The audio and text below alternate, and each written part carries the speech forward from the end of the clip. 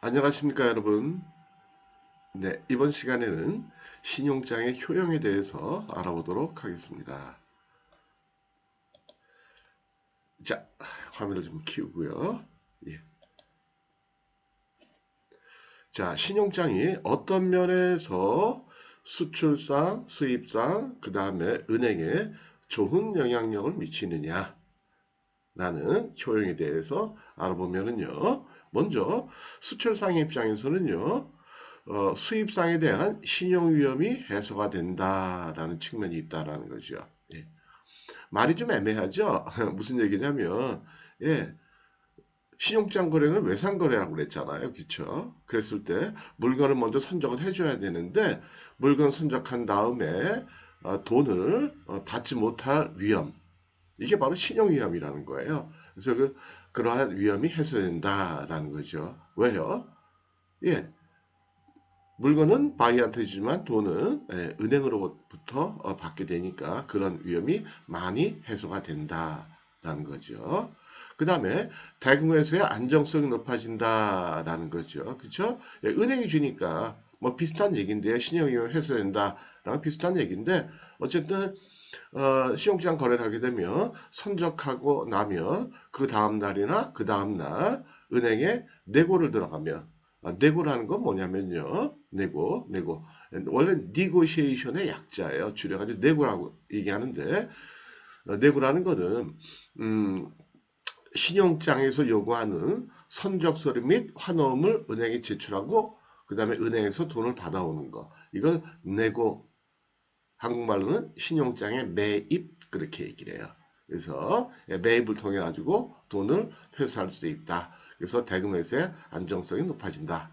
그 다음에 무역금융을 활용할 수 있다. 이건 무슨 얘기냐면요. 예, 받은 LC를 근거로 해서 수출품 제조에 필요한 원자재를 구매할 때 제조업체에 로컬시를 개설함으로써 금융으로서 활용할 수가 있다. 그러니까 만약에 예를 들어 가지고 100만 불짜리 LC를 받고 90만 불어치 원자재를 구매해야 된다. 그랬을 때 90만 불을 현금으로 예, 지급하고 원자재를 구매하는 게 아니고 90만 불에 해당하는 로컬 LC를 개설해 주면 된다라는 거죠.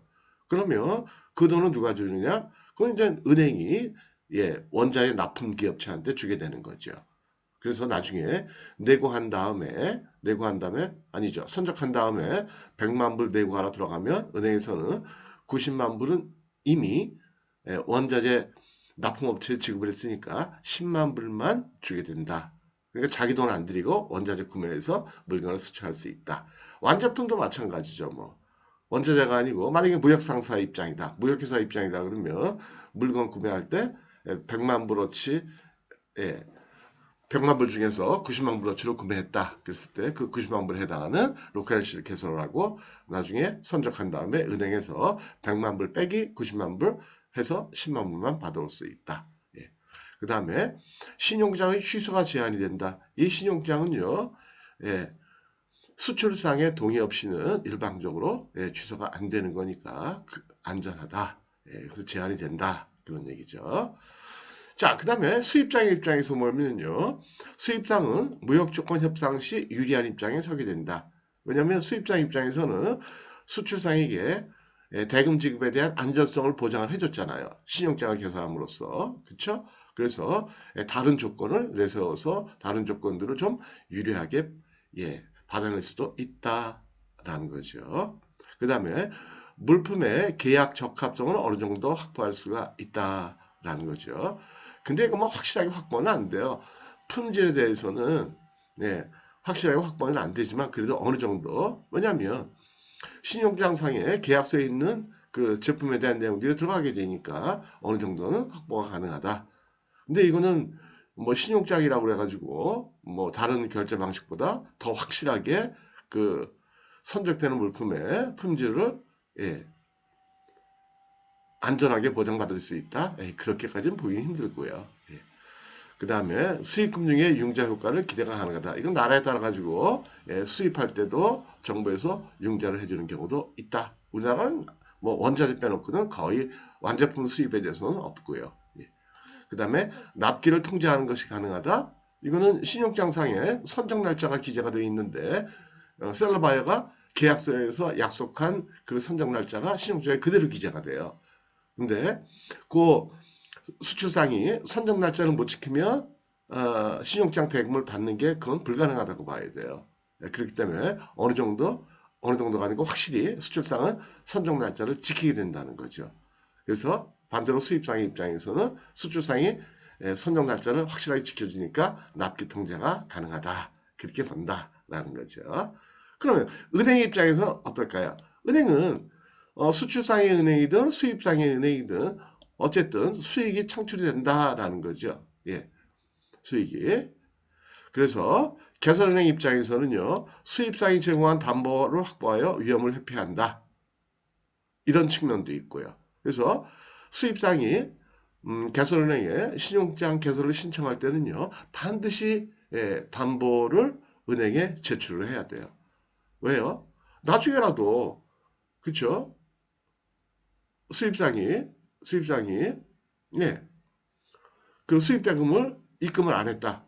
개설은행은 지급을 했는데 그럼 그때는 수입상의 그 거래은행인 그 개설은행이 손해를 보게 되잖아요. 그래서 반드시 담보를 제공해야만 신용장은 개설이 된다라는 거죠. 그래서 그런 측면도 있고 그 다음에 개설은행 입장에서는 신용장 기간 동안에 해당하는 그 이자를 받을 수가 있다라는 거죠. 수수료. 그러니까 그걸 보통 우리가 개설 수수료라고 얘기를 해요. 예. 그 다음에 매입은행 입장에서는요. 매입은행이라는 거는 수출상의 거래은행이에요. 여러분들이 선적한 다음에 돈을 받아오는 은행. 예. 그 은행은 상환청구권으로 위험을 회피한다. 이건 무슨 얘기냐면 매입은행이 여러분들한테 돈을 준 다음에 만약에 개설은행한테 돈을 못 받았다. 그럼 여러분들한테 다시 이후 여하를 불문하고 상환 청구권을 행사를 해요.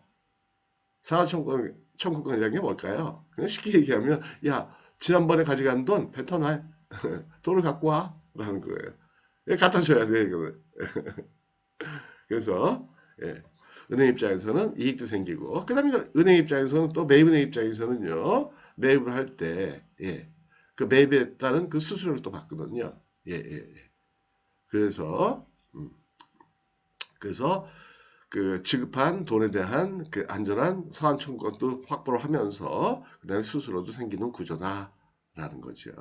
이 문제는 나중에 이제 신용장 매입 관련해 가지고 자세히 좀 설명을 드릴게요. 네, 자 그럼 오늘 여기까지 하도록 하죠. 예, 자 마치도록 하고요. 오늘도 즐거운 하루 되시기 바랄게요. 마치겠습니다. 감사합니다.